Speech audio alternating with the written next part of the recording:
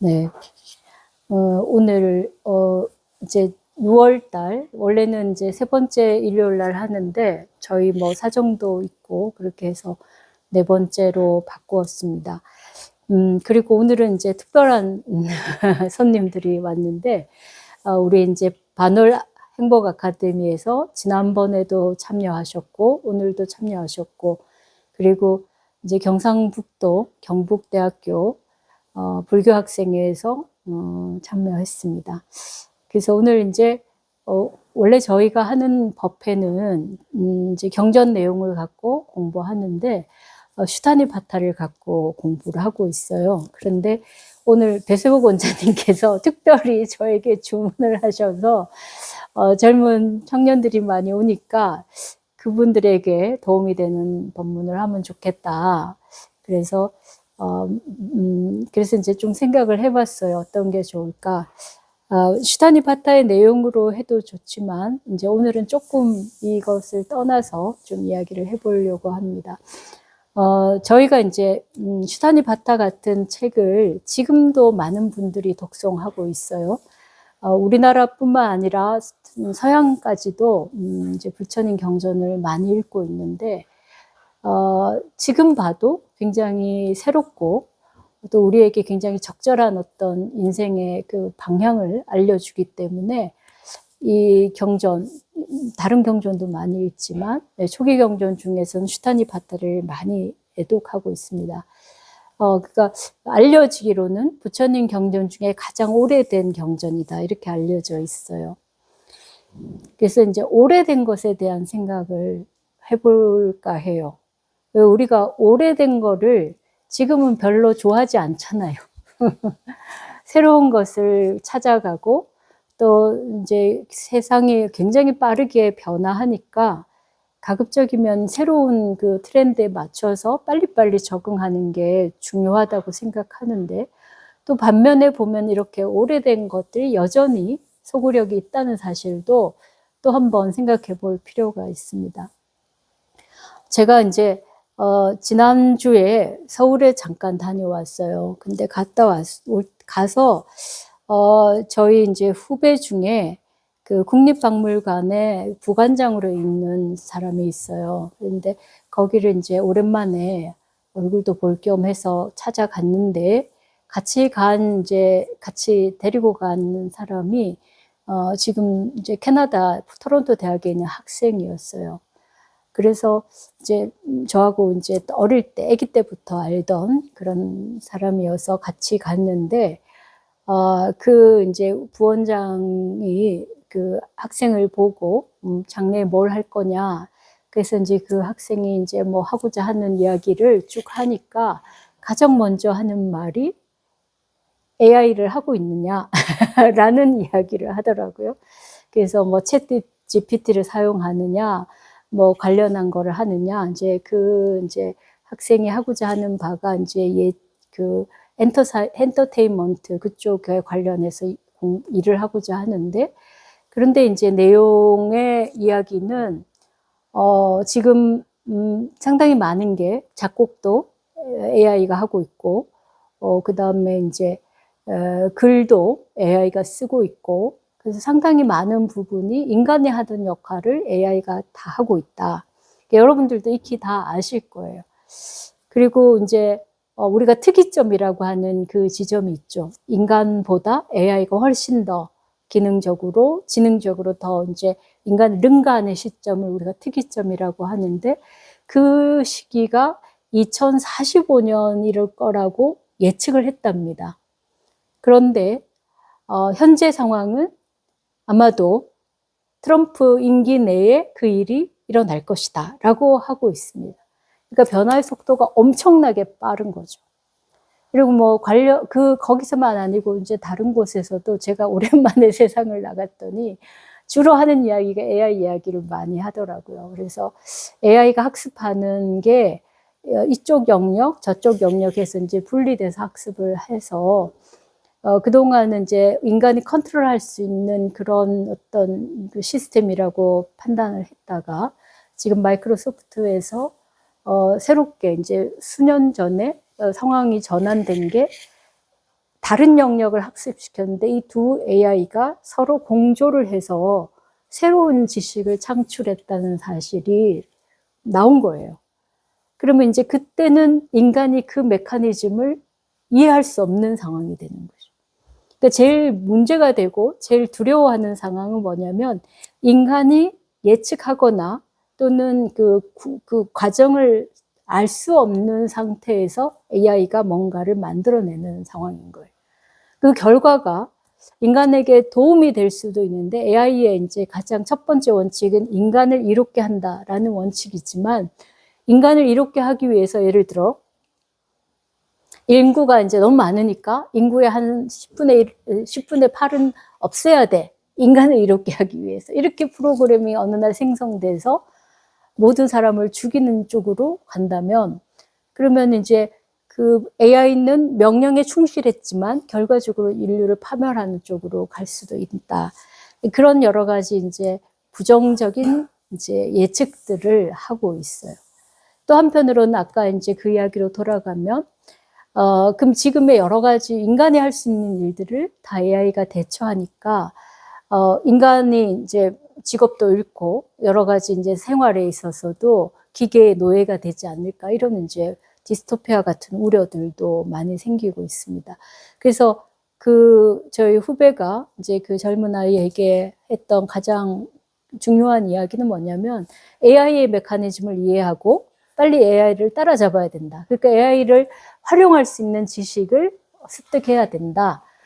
그래서 이제 다른 우리가 알고 있는 인간의 영역, 인간의 창작의 영역이라고 생각했던 작곡이나 또는 글쓰기나 뭐 이런 것들이 다 이제 인간보다 더 기계가 잘하는 상태가 될 테니 이제 그것을 대비하고 그것을 활용할 수 있는 수준으로 준비를 해라. 이런 이야기였어요. 아무튼 그런 이제 준비들이 여러분 세대는 필요한 시점인 것 같아요.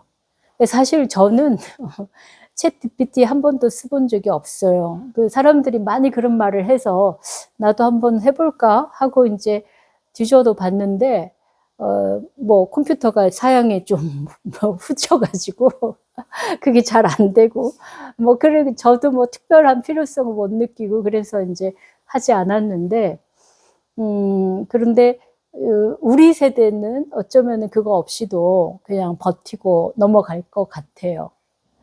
근데 이제 여러분 세대는 이제 그것을 대비하고 그 상황에 이제 살아남을 수 있는 여러 가지 이제 상황들을 고민해 봐야 될 것 같아요. 근데 이제 사실은 이제 그런 상황이 아니어도 젊음은 상당히 불안정한 시기예요. 그죠? 우리는 어른들은 아유 젊어서 좋겠다. 얼마나 꽃다운 나이야. 이렇게 말하지만 사실 어른들도 20대를 돌이켜보면 참 끔찍한 시간이었다라고 말하는 사람이 많습니다. 왜 그러냐면은 그때는 아무것도 확정된 게 없는 거예요. 나는 뭔가 할 수 있을 것 같고 할 것 같은데 할 수 있게 뭔가 주어진 것도 없고 또 정확하게 뭔가 하려고 하면은 정말 할 수 있을까 스스로에 대해서도 굉장히 확신이 없는 시기예요. 그래서 마음이 정말 흩날리는 갈대처럼 이렇게도 움직이고 저렇게도 움직이고 뭐가 좋다면 그걸 좀 막 따라가야 되겠다는 그런 불안과 조급함도 생기고 또 해서 안 되면 굉장히 좌절하고 나는 이런 걸 할 만한 능력이 없나 보다. 또는 내 주변에는 나를 받쳐줄 만한 여건이 안 되어서 그런가 보다. 그래서 자기 자신에 대한 실망과 좌절도 있고 주변 환경에 대한 불만도 있고 사실은 여러분 세대만 아니라 과거의 모든 20대가 그러한 어떤 심리적인 고통을 겪어왔어요. 그런데 50대가 돼도 60대가 돼도 다 처음이라. 이번 생은 다 처음이에요. 그래서 또 새롭게 만나는 환경에 대해서는 또 어떤 면에서 새롭고 낯설고 또 적응해야 되고 그런 부분이 있어요. 그래서 그렇지만 이제 또 그래서 50대가 되고 60대가 되고 우리가 이제 논어에서 뭐 지천명이다 뭐 이러면서 나이가 들면서 이순이 되고 이제 듣는 게 다 순조로워지는 거, 귀에 걸리는 게 없는 것이 되고 이런 게 저는 젊었을 때 참 그 상태가 되면 정말 좋겠다. 지금은 모든 게 내가 갈 길이 어떤 건지도 잘 모르겠고 내가 바르게 살아가는지도 모르겠고 나는 잘하고 있는 것 같은데 왜 세상은 이상하게 흘러가는지도 모르겠고 세상의 모든 게 나에게 거슬리고 그런데 만약에 지천명을 할 수 있고 또 뭡니까 이순이 되고 이러면 정말 좋겠다는 생각을 그때 했었어요. 근데 왜 그렇게 될 수 있을까? 생각을 해본다면 살면서 이제 반복되는 것들이 있어요. 그러니까 50대도 처음이고 60대도 처음이고 70대도 처음입니다. 그래서 그 영화배우 윤여정 씨가 나 늙은 게 처음이라서 나 잘 모른다고 그렇게 아주 솔직담백하게 말씀하신 바가 있는데 다 늙은 몸은 처음이에요. 그래서 이 몸에 적응하는 것도 모두가 다 다시 해야 되는데 그럼에도 불구하고 나이가 들면서 사람들이 조금 여유로워지는 거는 반복되는 게 있기 때문에 그래요. 그 반복되는 게 결국은 뭐냐면 인간관계예요. 사람과 사람의 관계는 어떻게 보면 반복되는 것입니다.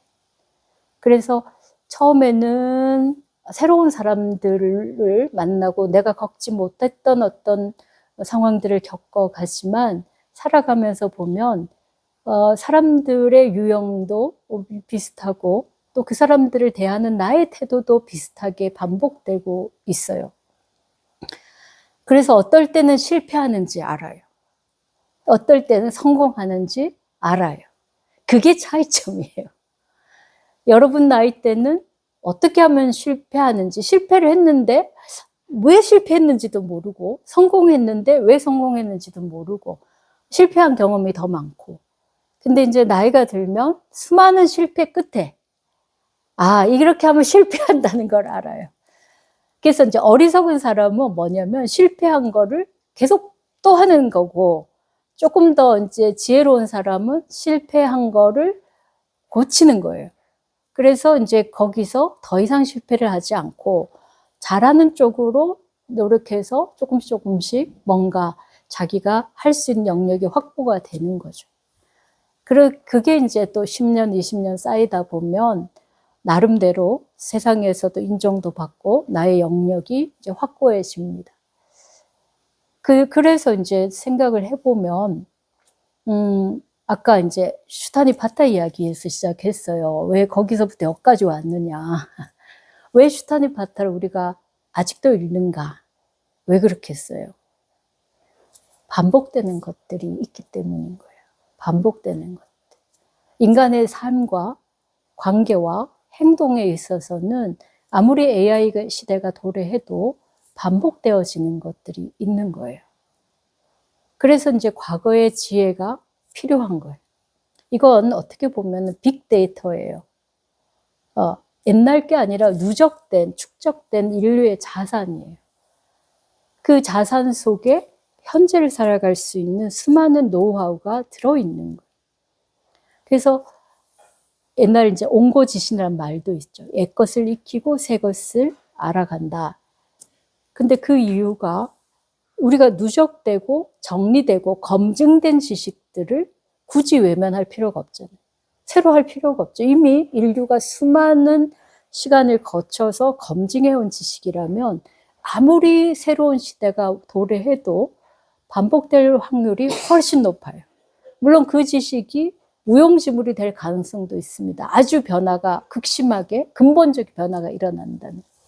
근데 대체로는 우리가 그 변화가 계속 그 선에서 유지되고 있어요. 그게 바로 이제 소위 말하는 추계 시대, 그죠?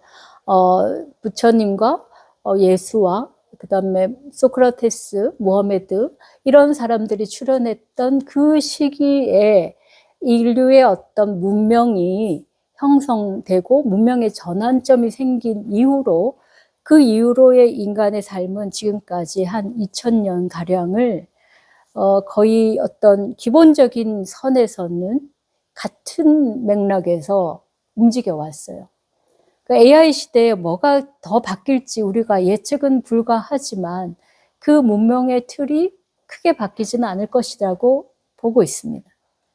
그리고 그때 우리에게 주어진 그런 어떤 이제 뭐랄까 보고 우리가 참고로 할 수 있는 자료들이 바로 이러한 옛 경전에 있어요. 이 경전이란 말은 변치 않는 것이라는 의미가 있거든요. 그래서 여러분들이 이제 제가 오늘은 슈타니파타를 가지고 법문을 하진 않지만 이제 이런 거를 보다 보면 나의 삶의 지침이 이렇게 찾아낼 수가 있어요.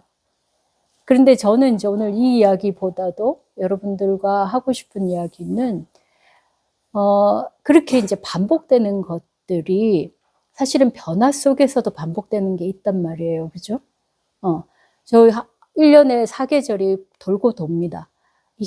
기후위기 때문에 상당한 변화들이 있긴 하지만 그러나 여전히 그래도 봄, 여름, 가을, 겨울이 진행이 되고 있어요. 그래서 저도 이제 농사를 지으니까 언제 씨를 뿌리고 언제 뭐 거두고 하는 것들이 순서가 있고 시기가 있어요. 근데 이제 지금은 이제 그걸 조정을 해야 돼요. 제가 5월 넘어서 고추를 모종을 심었는데 냉해가 입었어요. 예전에는 5월 넘어 하면은 냉해 없이 잘 컸는데 지금은 이제 그렇게 될 수 없어요. 그러니까 고추는 따뜻함을 좋아하는 작물이니까 따뜻한 온도가 조금 더 이제 높아진 뒤에 해야 된다. 이런 거는 이제 적용하는 기술이 되는 거죠. 그래서 그래도 어쨌든 기본적으로 보면은 우리가 봄, 여름, 가을, 겨울이 어쨌든 반복되고 있는 것은 아직까지는 변함없는 사실입니다. 그다음에 인생의 삶도 우리가 반복해서 진행되는 것들이 있어요. 이런 변화들 속에서도 계속해서 반복되는 것들을 잘 알면 우리가 좀 더 지혜롭게 살 수 있어요.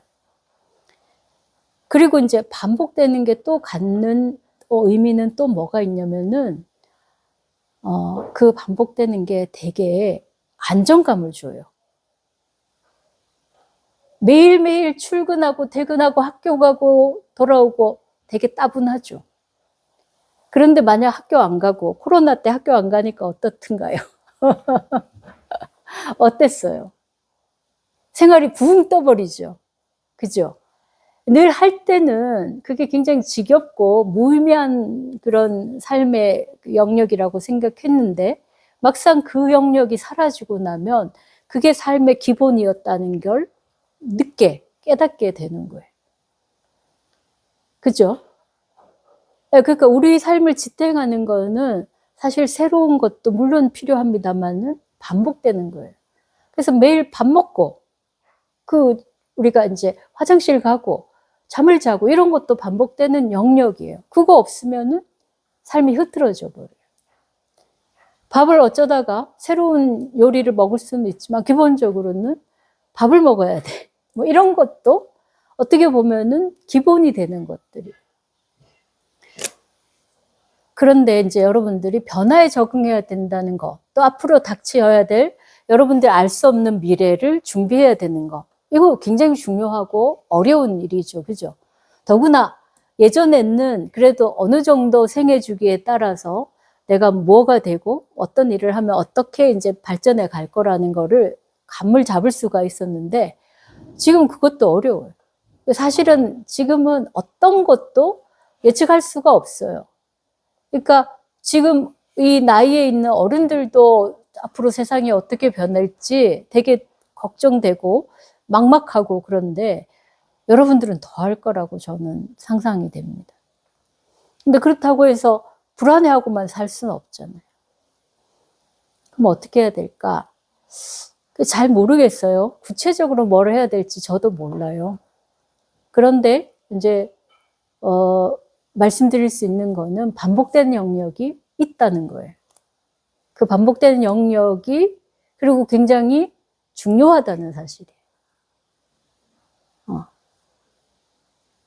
그래서 예를 들어서 우리가 이제 세상에서 제일 위험한 상황이 언제 위험할 때 제일 뭔가 큰 변화가 일어난 때가 언제예요?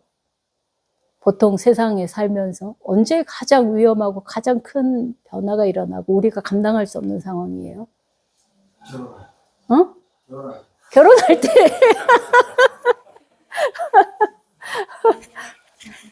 지진, 전쟁. 예, 맞아요. 제일 큰 변화와 제일 감당할 수 없는 위험은 어디서 오냐면 천재지변이에요. 그죠? 지진이 나면 그냥 한순간에 모든 게 무너져요. 그죠? 우리가 아까 결혼하시고 이런 것도 큰 변화고 어떻게 보면 내가 예측할 수 없는 어떤 상황으로 나의 장밋빛 생각과는 전혀 무관하게 흘러가기도 하고 그러는데 그것보다 더 어떤 심각하고 예측 불가하고 또 아주 삶의 모든 거를 무너뜨리는 게 지진 같은 거예요. 그러니까 우리가 천재지변이라고 해요. 홍수나 지진이나 뭐 가뭄이나 이런 게 들면 우리 불가항력적으로 당하게 되는 거예요. 그건 뭐냐면 계속 반복되고 안정적으로 있던 것들이 갑자기 이제 파국을 맞이하기 때문에 그래요. 그 다음은 전쟁이에요. 그죠? 인간이 일으키는 파국적인 상황이 전쟁이에요. 근데 다행히 우리가 지금까지는 전쟁이 없이, 한국 전쟁 이후로 지금까지 전쟁이 없이 살았으니까 굉장히 다행스러운 일인 거예요. 그 다음에는 이제 개인적으로 겪는 생로병사예요.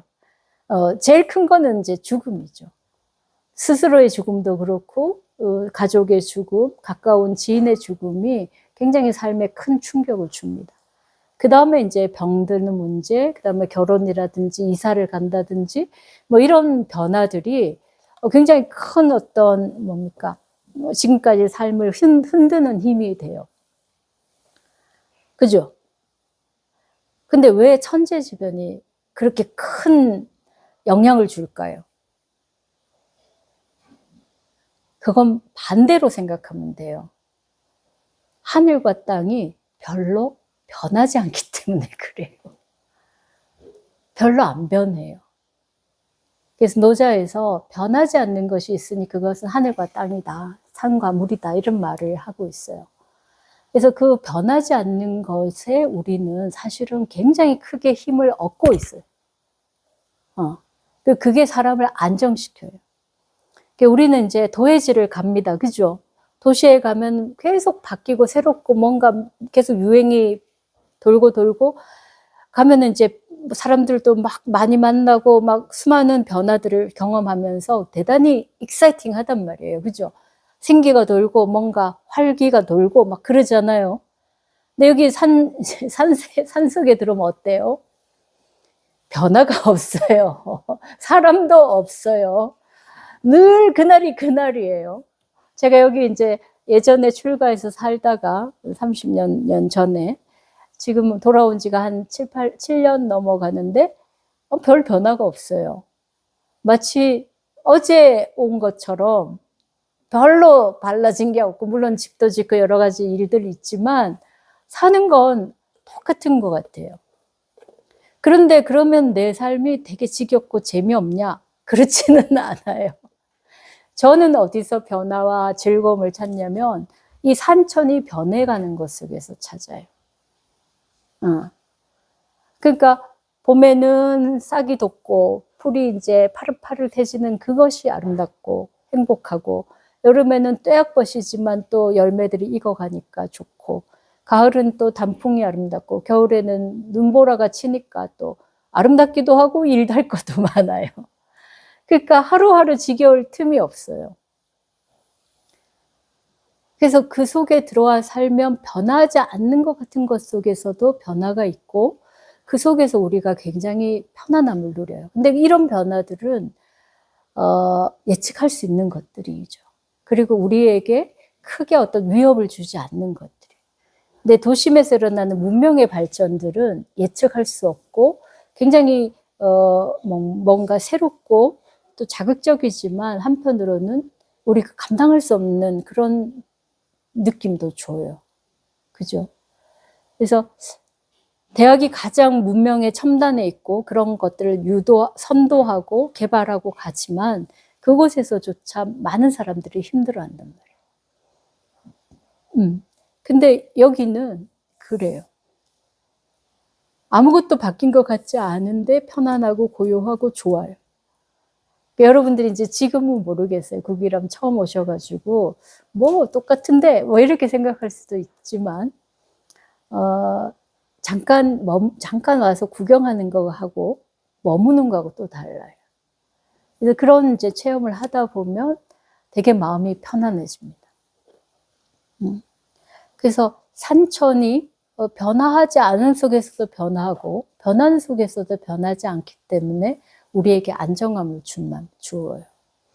그래서 우리는 이제 도심에 살고 있으니까 많은 변화가 있지만 만약에 땅이 흔들리면 그 모든 게 한꺼번에 다 무너져 버려요. 그러니까 갑작스럽게 모든 것이 끝나버려요. 근데 우리가 막 다른 변화를 막 추구하는 것 같이 보이지만 실제로는 땅이 안정적으로 있기를 바라고 비가 안정적으로 오기를 바라고 그런 것들 유지되기를 바란단 말이에요. 그게 기반이 없으면 모든 게 다 무너져 버리니까. 그래서 사실은 안정적으로 있는 것에 우리가 근거해서 살고 있어요. 그리고 또 재밌었던 거는 그 박물관에 있었던 그 우리 후배가 사실은 박물관이나 미술관이 요즘에 가면은 첨단 문명이 제일 많이 이제 활용되는 곳이기도 해요. 그리고 그들의 어떤 상상력으로 새로운 어떤 문화, 기술들도 만들어지고 있거든요. 근데 그것이 또, 애지중지하고 귀하게 여기고 하는 건 뭐예요? 박물관 가면 뭐가 귀해요? 오래된 것이 귀해요. 오래된 것이 값어치가 있고 오래된 것을 사람들이 막 친수단지 모시듯이 모신단 말이에요. 국이랑 같은 오래된 400년 묵고 500년 묵은 이런 절은 진짜 이제 귀한 것이 돼요. 그러니까 계속 바뀌어 갈수록 그런 것들이 귀한 것이 돼요. 오래오래 버티고 있었던 세월의 힘이 있고 그 변화를 겪어낸 지속되는 힘이 있기 때문에 그래요. 이제 본론입니다. 이제 본론. 지금까지 다 서론이었어요. 자, 본론은 뭐냐?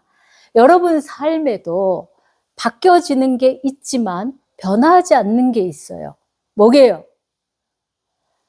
아침에 일어나서 밥 먹고 일하고 밤에 자고 이거예요. 그 패턴이 무너지면 삶이 정말 힘들어져요. 그런데 이제 살다 보면 아주 위기의 순간들이 오죠. 그럼 그런 것들을 이제 우리가 놓쳐버려요. 매일 반복되는 밥도 잘 안 먹혀지고 먹어도 뭐 모래알 씹는 것 같기도 하고 잠도 안 오고 이러면은 삶이 굉장히 힘들어져요. 그럴 때 우리는 뭔가 우리 삶에 지속되는 것을 가져야 돼요. 종교가 앞으로 이 AI 시대에 종교가 여전히 의미가 있고 특히 불교가 사람들에게 도움이 되는 건 뭐냐면 우리들의 집중력, 주의 집중력이 굉장히 짧아졌어요. 옛날 사람보다 지금 사람들은 굉장히 짧아요.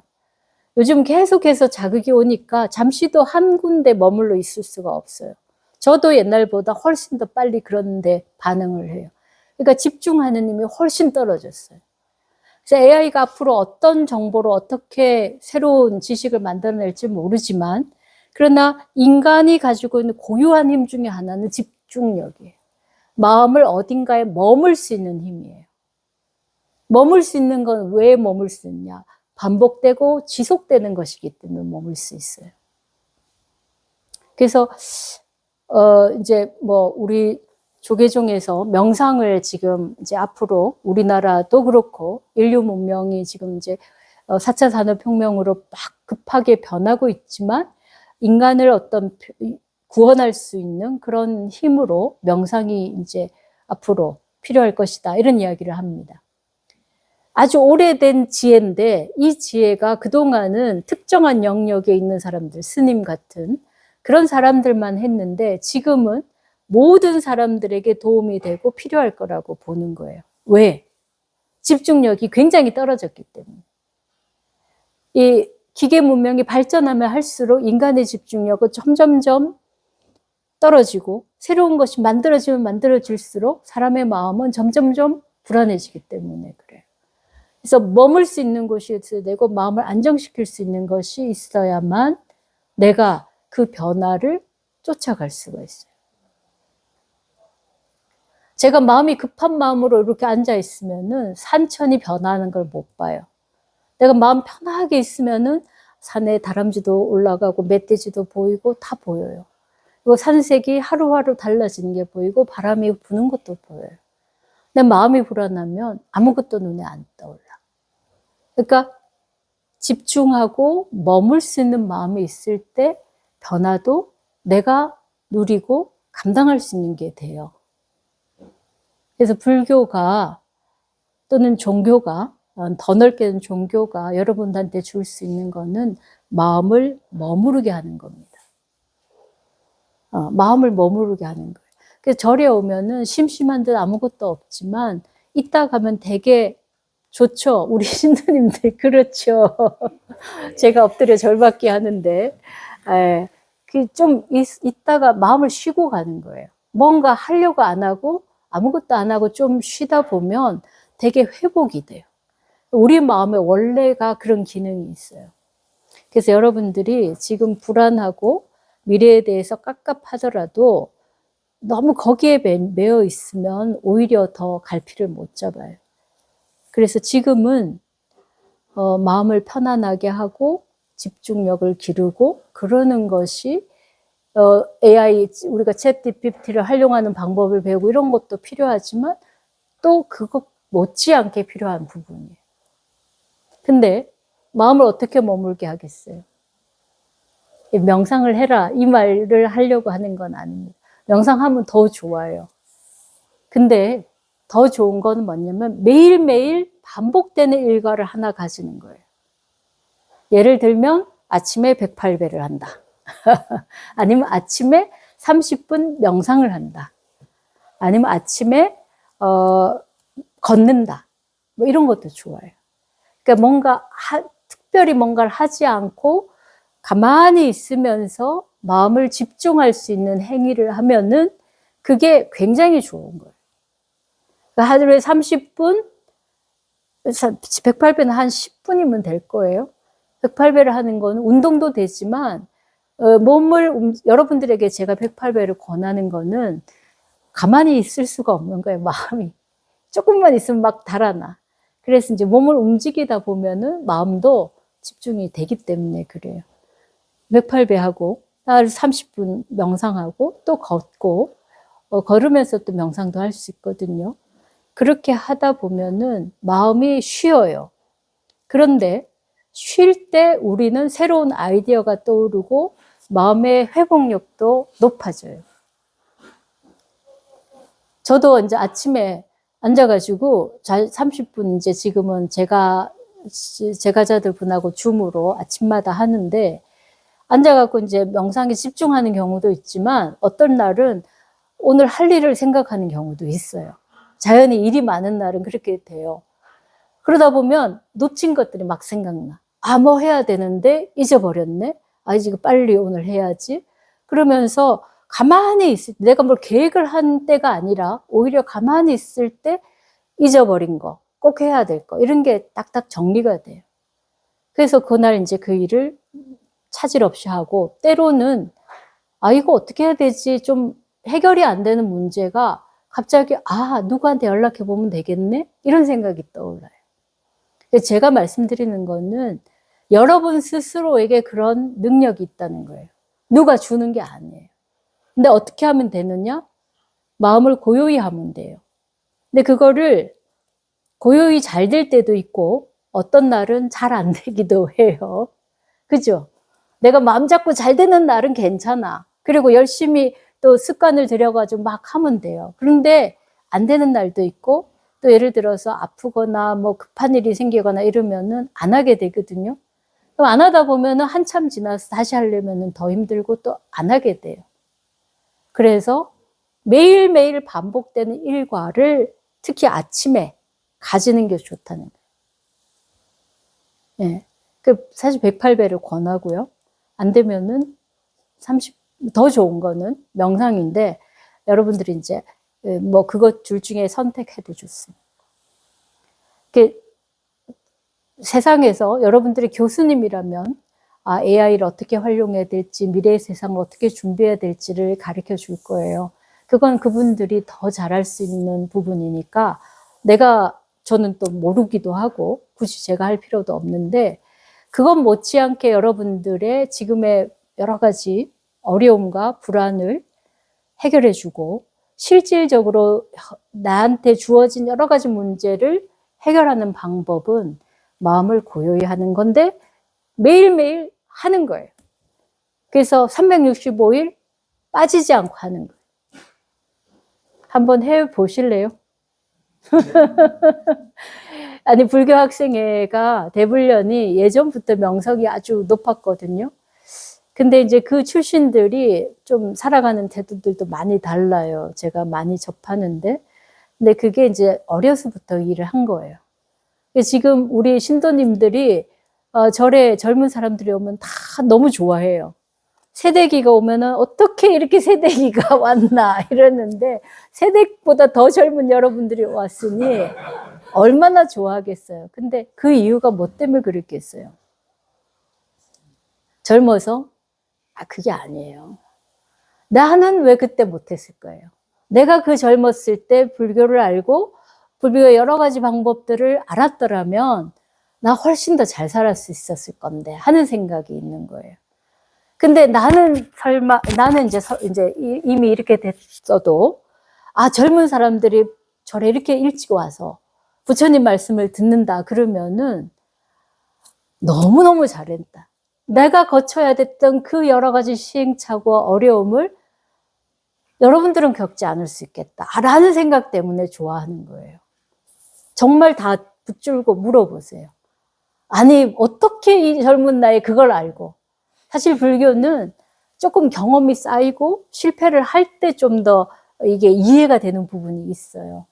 근데 여러분들은 실패를 아직 해보지도 않았는데 벌써 그걸 알고 왔다는 거는, 말하자면 불교식으로 말하면 성견이 있는 거고 대단히 지혜로운 일인 거예요. 그래서 그 사람들이 좋아해요. 그러니까 여러분들에게는 더 많은 어떤 기회가 있고 가능성이 있고 또 더 잘할 수 있어요. 그러니까 모두에게 20대는 이번 생에 처음이에요. 근데 우리들의 20대는 불교를 잘 몰라가지고 엄벙덤벙 넘어갔어요. 그러다가 이제 한 생도 엄벙덤벙 넘어가가지고, 누구야, 영국 버나드 쇼가 말했듯이 이러다가 내 이럴 줄 알았네, 내 이러다가 한 생 그냥 꼬까닥하고 갈 줄 알았네, 이러고 이제 끝날 수도 있었던 것이거든요. 근데 여러분들은 이 엄벙덤벙 넘어가는 거를 빨리 멈추고 뭔가 그래도 방향을 잡아갈 수 있어요. 그래서 여러분들에게 제가 뭐 부처님 말씀에 요것이 좋고 요건 요렇게 하면 되고 또 뭐 이야기할 수 있습니다. 근데 사람에게 닥쳐오는 시련은 예측할 수 없습니다.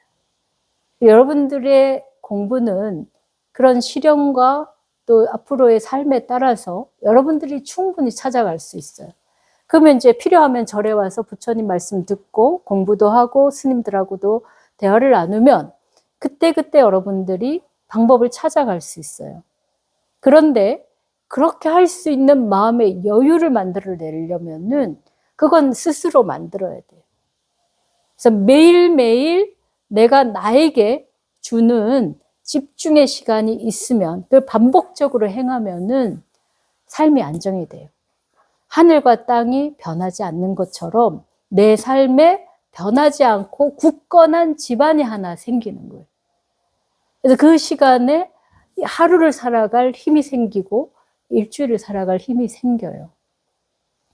지금 우리 신도님들이 안거 기간 동안 제가 한 거를 매일 아침마다 하고 있고, 또 우리 이제 배세구 원장님도 매일 명상을 1시간 가량 하시거든요.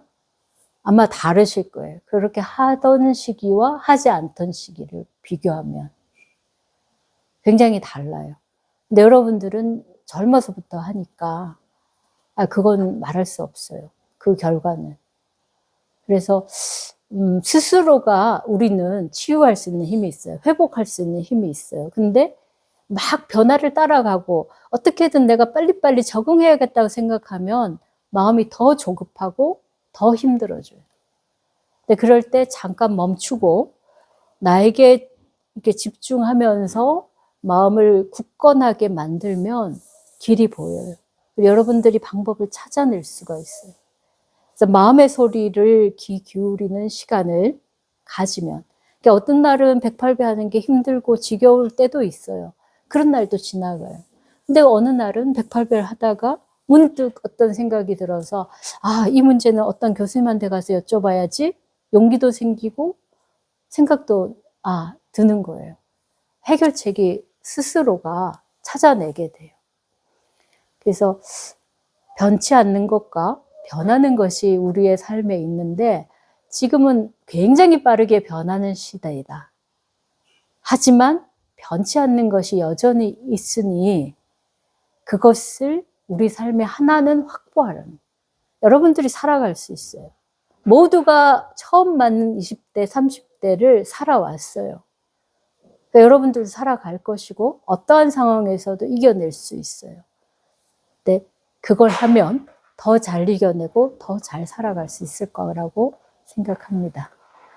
그래서 오늘 뭐 두서없는 이야기를 너무나 길게 한 것 같은데 결론은 108배를 하든 또는 명상을 하던 하루에 30분 정도 루틴으로 이렇게 해놓으면 참 좋다. 꼭 하기를 권하고, 그리고 이제 조금씩 이제 그런 데서 문제 해결을 못 찾겠다 싶을 때는 또 절에 와서 쉬어가고, 마음을 회복해서 가고, 또 부처님의 지혜를 또 듣고, 그렇게 하면 굉장히 좋을 것 같아요.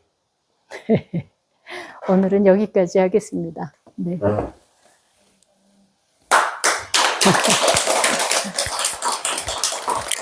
자, 이제.